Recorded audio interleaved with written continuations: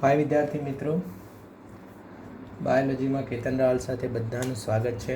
આજે આપણે ચેપ્ટર 1 પૂરું કરી લીધું હતું અને ચેપ્ટર 1ની નોટ્સ પણ બધા પાસે છે. તો આજે આપણે ચેપ્ટર 2 ચાલુ કરીશું, જૈવિક વર્ગીકરણ. જૈવિક વર્ગીકરણ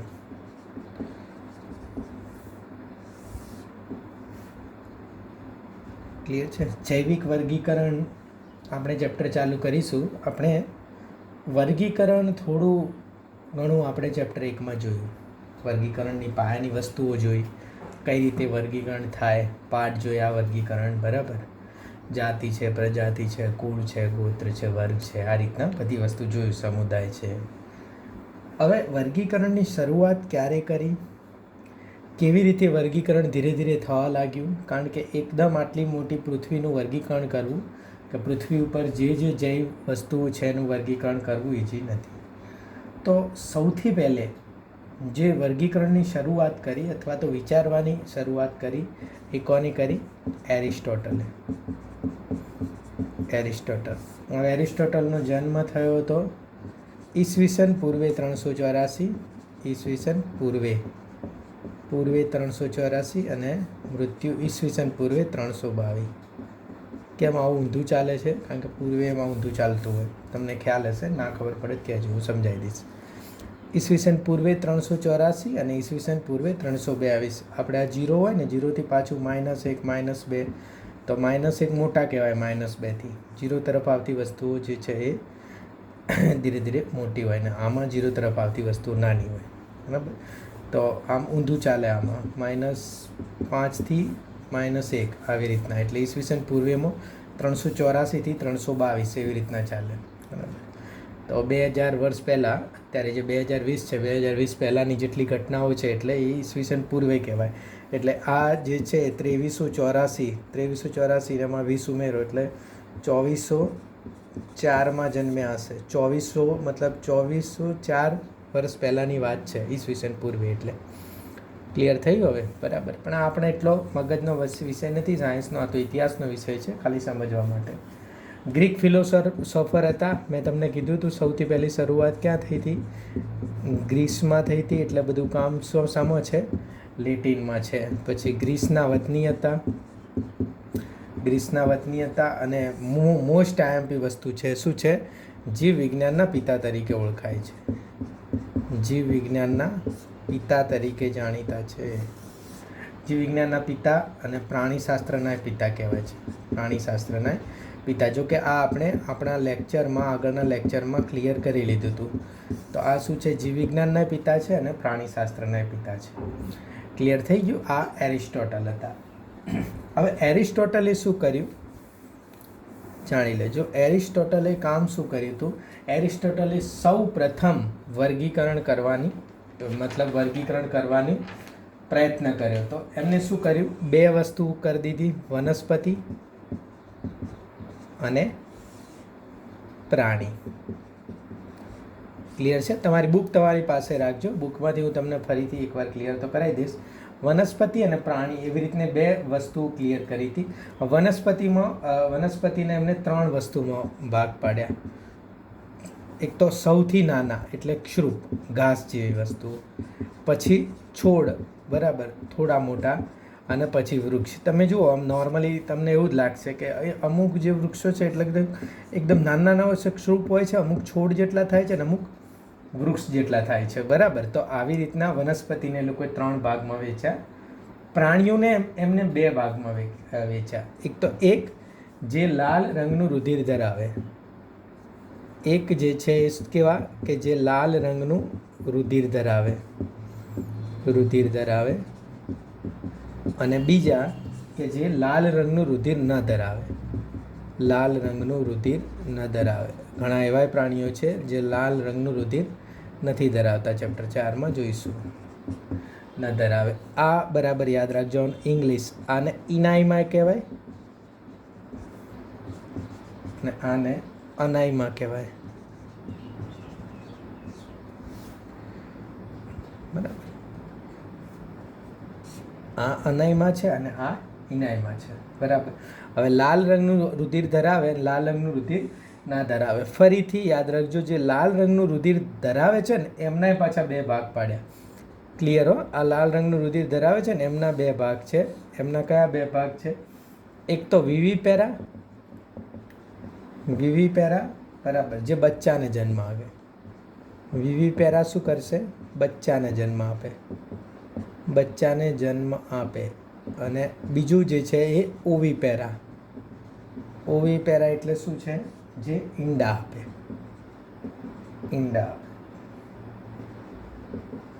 આવી રીતે એ લોકો બે ભાગ પાડે. સસ્તન જે છે બચ્ચાને જન્મ આપે, ઉભયજીવી સરીસૃપોએ ઈંડા આપે, જોઈશું, બરાબર. તો આવી રીતે એ લોકોએ પ્રયત્ન કર્યો કે આવી રીતના આપણે વેચીએ. ક્લિયર થઈ ગયું તમને? ફરીથી એકવાર સારો એવો મોટો આલેખ બનાવી તમને ક્લિયર વસ્તુ કહી દી. કઈ રીતના વર્ગીકરણ હતું? મસ્ત બે ભાગ પાડ્યા હતા આવી રીતે. પહેલામાં વનસ્પતિ અને બીજામાં આ રીતે પ્રાણી. પછી પ્રાણીમાં પાછા બે ભાગ, લાલ રંગનું રુધિર અને બીજો ભાગ શું હતો? જે છે લાલ રંગ વગરનું રુધિર. લાલ રંગ વગર પછી ગમે તે હોય, રંગ વિનાનું રુધિર, બરાબર. તો હવે લાલ રંગના રુધિરમાં પાછા બે ભાગ, વિવિપેરા એટલે બચ્ચા, અને બીજું શું છે? ઓવિપેરા એટલે ઈંડા આપનાર. ક્લિયર થઈ ગયું? વનસ્પતિમાં ત્રણ વસ્તુ હતું. કઈ હતી? છોડ હતા, શ્રુપ હતા અને વૃક્ષ હતા. આ જે ક્લાસિફિકેશન આપ્યું, આ કોને આપ્યું છે? આ સૌ પ્રથમ વાર ક્લાસિફિકેશન આપ્યું એરિસ્ટોટલે, બરાબર. હવે વસ્તુઓ ચાલુ થઈ, બરાબર. હવે ક્લાસિફિકેશનની બાબતમાં વિચારવાનું, ના વનસ્પતિમાં હજી વેલાય છે ને આ છે ને તે છે ને બધી વસ્તુ હવે ચાલુ થઈ. એટલે ધીરે ધીરે આમાં શું થશે? એડિશન થતું જશે, આમાં વસ્તુઓ એડ થતી જશે.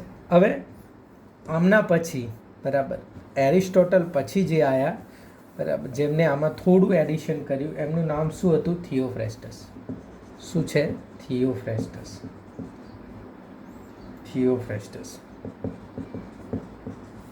વનસ્પતિ શાસ્ત્રના પિતા છે, તમને ખબર છે થિયોફ્રેસ્ટસ.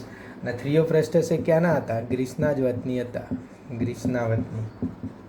અને શું છે? વનસ્પતિ શાસ્ત્રના. એ 371 થી 287 ઈસવીસન પૂર્વે હતા. 371 ઈસવીસન પૂર્વે એમનો જન્મ થયો હતો, 281 એટલે તમે વિચારી લો કેટલા નાના હશે. પહેલાં 384 થી 322 હતા, આમ 287 સુધી હતા, એટલે આ ઘણા સમય હતા. 387 જન્મ્યા હતા, 371 જન્મ્યા હતા. એમનાથી કેટલા મોટા છે જોઈ લેજો. આ ગ્રીસના વતની હતા અને વનસ્પતિ શાસ્ત્રના પિતા છે. શું છે? વનસ્પતિ શાસ્ત્રના પિતા છે. થિયોફ્રેસ્ટસ એ વનસ્પતિ શાસ્ત્રના પિતા છે, બરાબર. હવે એમને શું કર્યું હતું? થિયોફ્રેસ્ટસે શું કર્યું હતું? તો થિયોફ્રેસ્ટસે એક બુક લખી હતી. બુકનું નામ શું હતું? હિસ્ટોરિકા પ્લાન્ટેરમ. શું હતી બુક? હિસ્ટોરિયા પ્લાન્ટેરમ. યાદ રાખજો આ બુક. એમાં બીજી જે છે એ કોઝ ઓફ પ્લાન્ટ. હવે આટલા નથી પૂછાતા ડીપમાં, પણ યાદ રાખવાનું. અને ત્રીજી જે છે એ ઇન્ક્વાયરી ઇન્ટુ પ્લાન્ટ. આ 3 બુક એમને લખી હતી, બરાબર. અને આ 3 બુક પર અને આ મેઇન તો હિસ્ટોરિકા પ્લાન્ટેરમ પ્રમાણે એમને વનસ્પતિને 4 ભાગમાં વહેંચી હતી. એમને જે છે, જુઓ, એરિસ્ટોટલે 3 ભાગમાં વહેંચી હતી. કયા? વૃક્ષ, છોડ અને શ્રુપ. તો આમને એક નવો ભાગ પાડી દીધો, બરાબર. એમને કયો નવો ભાગ પાડ્યો? આ 3 બુક્સ યાદ રાખજો બધા. એક જે છે એ છોડ છે, પહેલું આપણે વૃક્ષ લઈએ, પછી બીજું શું છે? છોડ છે, અને ત્રીજું જે છે એ શું છે? શ્રુપ છે, અને ચોથું જે છે એમને ભાગ પાડ્યો તો અલ્પક્ષૃપ. ચોથો એમને શું ભાગ પાડ્યો તો? અલ્પક્ષૃપ. તો વૃક્ષ, છોડ, શ્રુપ અને અલ્પક્ષૃપ, આવી રીતે 4 ભાગમાં એમને વનસ્પતિને વહેંચી, બરાબર. હવે એમને આપણને 3 શબ્દો આપ્યા હતા. અમુક વનસ્પતિઓ વિશે અભ્યાસ કરતા ને એમની બુકોમાંથી 3 શબ્દો આપણને મળ્યા છે. કયા અને એ આપણે યાદ મતલબ અત્યારે આપણે કરીએ છીએ. વાર્ષિક જે વનસ્પતિઓ આખા વર્ષ દરમિયાન ફળ આપતી હોય એને કહેવાય એન્યુઅલ. પછી બાયએનિયલ એટલે શું આપ્યો? દ્વિવાર્ષિક એટલે 2 વાર જે છે એ ફળ આપતી હોય. બરાબર. વાર્ષિક એટલે 1 વાર ફળ આપતી હોય. હા. અને 3 જે છે એ પેરેનિયલ. પેરેનિયલ વર્ડ આ તમે બધા યાદ રાખજો. 12 માસ એટલે આખું વરસ જે છે જે ફળ આપતી હોય અથવા તો આખું વરસ જે વનસ્પતિ જે છે એ ફૂલ પેદા કરતી હોય. તો આ જે છે એ વાર્ષિક, દ્વિવાર્ષિક અને 12માસી આવો વર્ડ જે છે એ આપણને એમને આપ્યો હતો. બરાબર. કોને આપ્યો હતો? થિયોફ્રેસ્ટસે. પ્રાણીશાસ્ત્રના પિતા છે. ક્લિયર થયું? તો એરિસ્ટોટલ અને થિયોફ્રેસ્ટસ બંને ઘણું કામ કર્યું. ઘણી વર્ષો પહેલાં વનસ્પતિ અને પ્રાણી વિશે વિચારવાની શરૂઆત કરી અને ત્યારે એક વૈજ્ઞાનિક આવ્યા કેરોલસ લિનિયસ, જેનો આપણે કેરોલસ લિનિયસ, એમને આ બાબતના મતલબ ક્લાસિફિકેશનમાં જે આધુનિક વર્ગીકરણ પહેલાંના જે વર્ગીકરણમાં સૌથી છેલ્લું વર્ગીકરણ કોનું હતું? કેરોલસ લિનિયસનું. એવું નથી કે એના પહેલાં કોઈ બધા ઘણા આવ્યા, પણ થિયોફ્રેસ્ટસ ને એરિસ્ટોટલનું અને કેરોલસ લિનિયસનું આપણે જાણવા જેવું છે. હવે એમને બુક્સ કેટલી લખી, એમની બુક્સ બરાબર યાદ રાખો. એક તો પહેલી હોર્ટસ અપ્લાન્ડિસ. હું આ ઇંગ્લિશમાં એટલા માટે લખું છું કે ગુજરાતીમાં કોઈ ભાષાંતરમાં કોઈ પણ રીતે ભૂલ ના થાય. ફિલોસોફિયા બોટનિકા, પછી સ્પીસીસ પ્લાન્ટેરમ, આ ઇમ્પોર્ટન્ટ છે. સ્પીસીસ પ્લાન્ટેરમ, આ બુક એમને 1 મે 1753 પબ્લિશ કરી હતી. બરાબર. પછી છે જીનેરા પ્લાન્ટેરમ અને આમાં સિસ્ટમા નેચર તમને આખું ક્લાસિફિકેશન કઈ રીતના ગોઠવાયેલું છે એ બધું શામાં હતું? સિસ્ટમા નેચરનું. અને એ જે છે એ 1 ઓગસ્ટ 1758 આ સિસ્ટમા નેચર એમને જે છે એ બુક બહાર પાડી. તો Hortus Uplandicus, Philosophia Botanica, Species Plantarum, Genera Plantarum, Systema Naturae, cause on plant, પછી inquiry into plant, Historia Plantarum, આ બધી બુક્સ જે છે થિયોફ્રેસ્ટસ, કેરોલિનિયસની જેટલી બુક્સ લખાઈ એ બધી મહત્ત્વની છે. તો એ બુક્સ તમારે બધી યાદ રાખવી. ક્લિયર થઈ ગયું? હવે આપણી પાસે કેટલા વૈજ્ઞાનિક આવ્યા? 3 આવ્યા હતા. કોણ આવ્યું સૌથી પહેલું? એરિસ્ટોટલ. પછી બીજું કોણ આવ્યું? થિયોફ્રેસ્ટસ. અને ત્રીજું કોણ આવ્યું? Carolus Linnaeus. લિનિયસનો બર્થડે તમારે બરાબર યાદ રાખવો પડશે કે લિનિયસ ક્યારે જન્મ્યા હતા. બરાબર. તો લિનિયસનો જન્મ થયો હતો 23 મે 1707. મૃત્યુ થયું હતું 10 જાન્યુઆરી 1778. બરાબર. તો આ અને એ ક્યાંના હતા? ગ્રીસના નહોતા. એ ક્યાંના હતા? સ્વીડનના વતની હતા. બરાબર. એમનું પૂરું નામ કાર્લ વોન લિન હતું. જો એમને દ્વિનામી નામકરણ પદ્ધતિ આપી હતી. બરાબર. એટલે પછી આ નામને એમને શું કરી નાખ્યું? Carolus Linnaeus. એમને પોતાનું નામ દ્વિનામી નામકરણ પદ્ધતિ પ્રમાણે કરી નાખ્યું. સમજણ પડી? એમનું પૂરું નામ શું હતું? કાર્લ વોન લિન હતું. કેરોલસ લિનિયસ ક્યાંના હતા? સ્વીડનના હતા. પૂરું નામ જે છે એમનું કાર્લ વોન લિન હતું.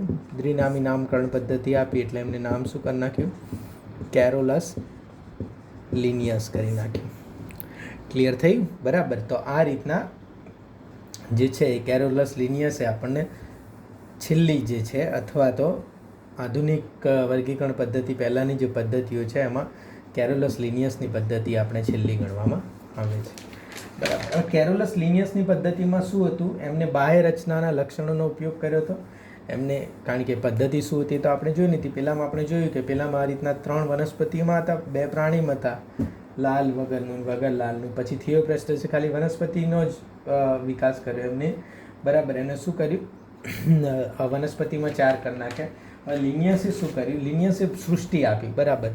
વનસ્પતિ સૃષ્ટિ અને 2 સૃષ્ટિમાં વેચી નાખ્યા અને પ્રાણી સૃષ્ટિ. એમને કર્યું નથી કંઈ, પણ આ વનસ્પતિ સૃષ્ટિને કેટલા સમૂહમાં વિભાજિત કરી? 24 સમૂહમાં વર્ગીકૃત કરી, બરાબર. અને આને શું કહેવામાં આવે છે? કૃત્રિમ વર્ગીકરણ કહે છે, કારણ કે કુદરતી વસ્તુઓ નથી. આ શું છે? કૃત્રિમ વર્ગીકરણ કહે છે. એટલે કેરોલસ લિનિયસનું વર્ગીકરણ કેવું છે? કૃત્રિમ વર્ગીકરણ છે, બરાબર. હવે વનસ્પતિ અને પ્રાણીઓમાં એમને કર્યું, પણ પ્રાણીઓમાં કઈ કઈ વસ્તુઓ વચ્ચેનો ભેદ એમને મતલબ આપણે હજી એ લોકો સ્પષ્ટ નહોતા કરી શક્યા, બરાબર. એ હવે મહત્વનું છે. સમજણ પડી? એ લોકોએ કઈ કઈ વસ્તુઓનો ભેદ નહોતા સ્પષ્ટ કરી શક્યા. એક તો તમને આદિકોષ કેન્દ્રીય અને સુકોષ કેન્દ્રીય વિશે, આદિકોષ કેન્દ્રીય અને સુકોષ કેન્દ્રીય, આ બંને ટાઈપ વિશે એમને ખબર નહોતી. જોઈ લઈએ આપણે આદિકોષ કેન્દ્રીય શું છે, સુકોષ કેન્દ્રીય શું છે. એક કોષ છે, આ કોષ છે, એની અંદર જો કમ્પ્લીટ કોષ કેન્દ્ર હોય, આમ આજુબાજુ દિવાલવાળું કોષ કેન્દ્ર હોય, બરાબર. એ કોષ કેન્દ્ર પટલવાળું કોષ કેન્દ્ર હોય અને અંદર કોષ કેન્દ્રની અંદર ડીએનએ આરએનએ બધી વસ્તુ હોય, બધી અંગિકાઓ હોય. તો આ જે કોષ છે એ કોષ શું છે? સુકોષ કેન્દ્રીય, બરાબર, કારણ કે એની અંદર કોષ કેન્દ્ર છે. હવે એવો કોઈ કોષ હોય કે એની અંદર આ રીતના હોય અને આવી રીતના કોઈ કોષ કેન્દ્ર પટલ ના હોય, ડીએનએ એમ જ વચ્ચે પડ્યું હોય, આ રીતે અંગિકાઓ હોય, બરાબર. તો આ જે છે આ કોષ શું છે? આદિકોષ કેન્દ્રીય. સમજણ પડી તમને? બરાબર. બેક્ટેરિયા બધા આદિકોષ કેન્દ્રીય છે, પછી આગળ જતે બધા સુકોષ કેન્દ્રીય થાય છે. એટલે પહેલાં આદિકોષ કેન્દ્રીય પ્રાણીઓ, બરાબર, નાના નાના પ્રાણીઓ, અને આદિકોષ કેન્દ્રીયમાં કોષ જે છે એમાં ઘણી બધી અંગિકાઓ ઓછી હોય. તમને ખબર છે આદિકોષ કેન્દ્રીય એટલે નાનું મશીન, અને આ વ્યવસ્થિત વાળું મશીન, ફેસિલિટીઝવાળું મશીન. આદિકોષ કેન્દ્રીય અને સુકોષ કેન્દ્રીયમાં આમાં કોષ કેન્દ્ર પટલ નથી હોતો, હોય છે, અને આમાં કોષ કેન્દ્ર પટલ નથી હોતું. ક્લિયર થયું? આદિકોષ કેન્દ્રીય, સુકોષ કેન્દ્રીય. હવે આ જે આમનું વર્ગીકરણ છે એ આદિકોષ કેન્દ્રીય કે સુકોષ કેન્દ્રીયનો વચ્ચેનો ભેદ સ્પષ્ટ કરતું નહોતું. શું હતું? આદિકોષ કેન્દ્રીય અને સુકોષ કેન્દ્રીય, સુકોષ કેન્દ્રીય નો ભેદ સ્પષ્ટ નહોતું કરતું. ક્લિયર? બરાબર. આ ક્લાસિફિકેશનમાં શું પ્રોબ્લેમ હતો? બીજું કે એક કોષીય અને બહુકોષીય સજીવોનો પણ સમાવેશ નહોતો થયો. આ તો કારણ કે આ તો વૃક્ષ ને પ્રાણીના તો બધા બહુકોષીય જ છે, પણ ભેદ સ્પષ્ટ નહોતો થતો, બરાબર, થતો ન હતો. હકીકતમાં એ લોકો સમાવેશ જ નહોતા કરે, એમને ખબર જ નથી એક કોષી વળી કેવા હોય, બરાબર. હવે બીજા શું છે? પ્રકાશ સંશ્લેષી, જે પ્રકાશનો યુઝ કરતા હોય. પ્રકાશ સંશ્લેષી હરિતલીલ અને અપ્રકાશ સંશ્લેષી. દેખો, એ પ્રકાશ સંશ્લેષણનો ઉપયોગ ના કરતા હોય, પ્રકાશ રાસાયણ સંશ્લેષી હોય. અપ્રકાશ સંશ્લેષી ફૂગ વચ્ચેનો ભેદ પણ સ્પષ્ટ નહોતો થતો. વચ્ચેનો ભેદ પણ સ્પષ્ટ નહોતો થતો. ક્લિયર થયું? કઈ કઈ વસ્તુઓ છે? આદિકોષ કેન્દ્રીય, સુકોષ કેન્દ્રીય સ્પષ્ટ નહોતું. એક કોષીય અને બહુકોષીય સજીવોનો ભેદ જે છે એ સ્પષ્ટ નહોતો. પ્રકાશ સંશ્લેષી હરિતલીલ અને અપ્રકાશ સંશ્લેષી ફૂગ વચ્ચેનો પણ ભેદ સ્પષ્ટ થતો નહોતો, બરાબર. અને પછી ઘણા બધા સજીવો એક કક્ષામાં, મતલબ એ લોકોએ જેટલા પાડ્યા હતા ને કક્ષામાં, ઘણા બધા સજીવો હતા કે કોઈ એક જગ્યાએ ફિટ ના થાય, બરાબર. તો એ ઘણા બધા સજીવો એવા હતા કે એક કક્ષામાં બંધ બેસતા નહોતા. અને આ જે સજીવોનું વર્ગીકરણ છે, દ્વિસૃષ્ટિ વર્ગીકરણ, આથી લાંબા સમય સુધી આનો ઉપયોગિતા ના ચાલી. એટલે આ જે વર્ગીકરણ હતું કેરોલસ લિનિયરનું દ્વિસૃષ્ટિ વર્ગીકરણ એ ઉપયોગિતા, એની ઉપયોગિતા કેવી જણાય? અયોગ્ય જણાય. મતલબ એટલે લાંબા સમય સુધી એની ઉપયોગિતા ના રહી. હવે બાહ્યાકાર અભ્યાસના આધારે આ બધા વર્ગીકરણ શાના આધારે હતા? બાહ્યાકાર અભ્યાસના આધારે. શાના આધારે હતા? બાહ્યાકાર અભ્યાસના આધારે આ વર્ગીકરણ. આ લોકોના બાહ્યાકાર અભ્યાસ ઉપરાંત જરૂરત શું અનુભવાય? મતલબ કેમ નવું વર્ગીકરણ કે આ તો નહીં મેળવે ને અંતે કેટલી જરૂરત અનુભવાય એ બરાબર યાદ રાખજો. કઈ કઈ જરૂરત અનુભવાય? એક તો ફર્સ્ટ જે છે એ એમને કોષ રચના, ને ખબર પડી કે કોષ રચના જે છે એ મહત્ત્વની છે. દેન સેકલ કે કોષ કેવો છે, આદિકોષ કેન્દ્રીય છે કે સુકોષ કેન્દ્રીય છે. કોષ દિવાલ પ્રકૃતિ, હવે આ તમારા માટે નવી વસ્તુ આવશે, કારણ કે તમને તો એમ હતું કોષ દિવાલ હોય કે ના હોય, પણ પ્રકૃતિ આવશે, મતલબ શાની બનેલી હોય, ફૂગની અલગ હોય ને વનસ્પતિની અલગ હોય, તો એ કોષ દિવાલની પ્રકૃતિ છે એ નથી ખબર પડતી. બીજું 3, પોષણનો પ્રકાર, એટલે પ્રકાશ સંશ્લેષી છે કે રાસાયણિક સંશ્લેષી છે કે એ પોષણનો પ્રકારમાં કોઈ જગ્યાએ આવી રીતના આપ્યું નહોતું. પછી નૈસર્ગિક નિવાસસ્થાન, એ લોકો કઈ જગ્યાએ ઉછળશે, કઈ જગ્યાએ રહેશે, એ કોઈ વસ્તુ આપેલી નહોતી, બરાબર. પછી પ્રજનનની પદ્ધતિ, કે અલિંગી કરે છે કે લિંગી કરે છે, એ પણ પ્રકૃતિ, પ્રજનનની પદ્ધતિ, બરાબર. અને 6 જે છે ઉદ્વિકાસીય સંબંધો, ક્યાંથી આ લોકો આયા છે, ઉદ્વિકાસીય સંબંધો, બરાબર. તો આ વિશે આ બધાનો સમાવેશ કરવાની અમને મતલબ ઈચ્છા જણાઈ, અથવા તો એમને જરૂરિયાત અનુભવાઈ કે આટલી વસ્તુઓ સમાવેશ થવી જોઈએ. હવે એનો મતલબ શું થયો કે જે નવી પદ્ધતિ આવશે, અથવા જો જે નવી પદ્ધતિ આવશે એમાં શું થશે, આ દરેક વસ્તુનો સમાવેશ આપણે કરવો પડશે. આ દરેક વસ્તુઓની અન્ડરસ્ટેન્ડિંગ લેવી પડશે, કઈ રીતને એમને લઈ શકાય.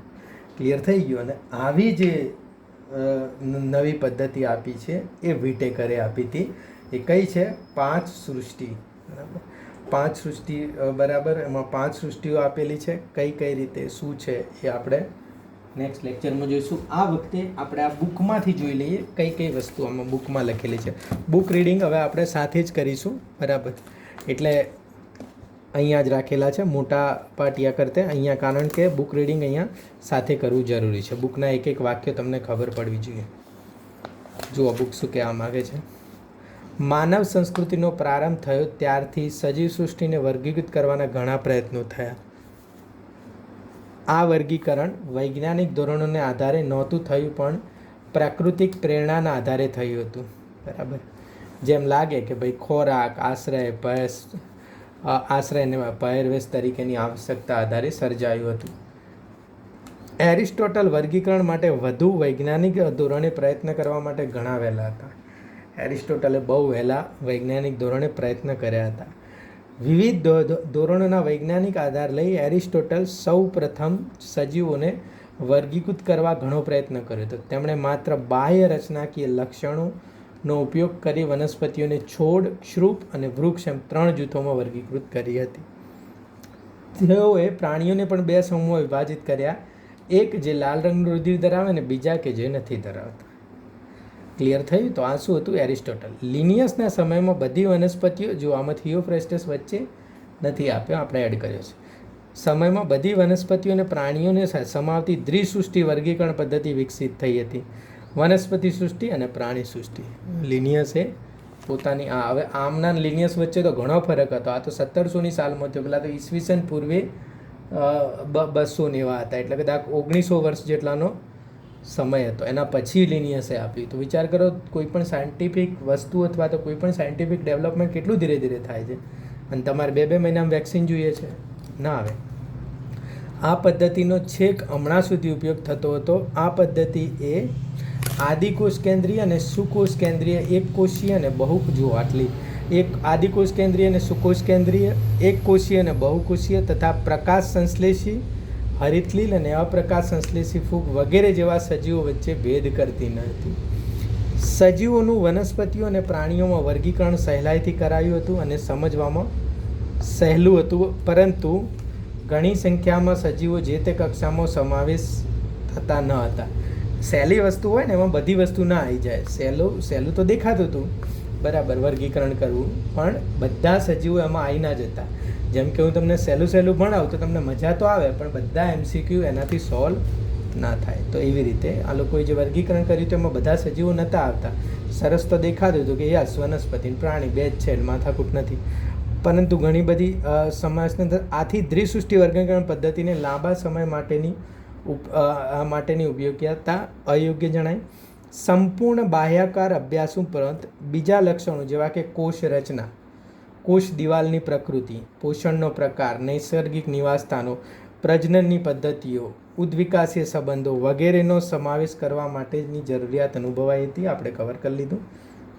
આથી સજીવો માટેની વર્ગીકરણ પદ્ધતિમાં સમયાંતરે કેટલાક ફેરફારો થતા હતા, છતાં તેઓએ વનસ્પતિ અને પ્રાણી સૃષ્ટિઓને વિવિધ વર્ગીકરણ પદ્ધતિઓમાં સ્થાયી બનાવી.